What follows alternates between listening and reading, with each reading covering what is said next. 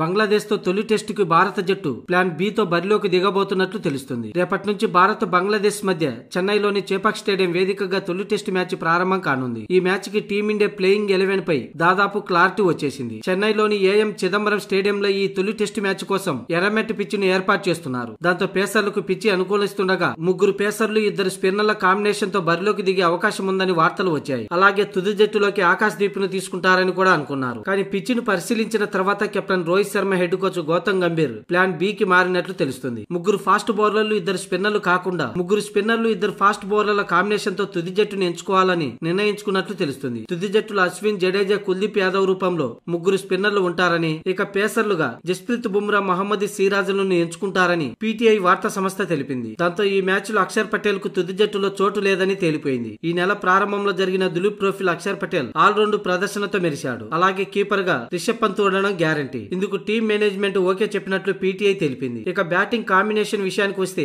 యశస్వి జైస్వాల్ తో కలిసి captain Rohit Sharma innings ను ప్రారంభిస్తాడు. ఆ తర్వాత 3వ స్థానంలో శుభమన్ గిల్, 4వ స్థానంలో విరాట్ కోహ్లీ ఆడతారు. ఇక నెంబర్ 5 లో సర్ఫరాజ్ ఖాన్ వర్సెస్ కేఎల్ రాహుల్ మధ్య పోటీ ఉంది. అయితే టీం మేనేజ్మెంట్ కేఎల్ రాహుల్ వైపే మొగ్గు చూపినట్లు తెలుస్తుంది. ఇక ఆ తర్వాత నెంబర్ 6 లో రిషబ్ పంత్ ఆడనున్నాడు. ఇక జడేజా, అశ్విన్, కుల్దీప్ యాదవ్, సిరాజ్, బుమ్రాలు తర్వాత ప్లేస్ లో ఉంటారు.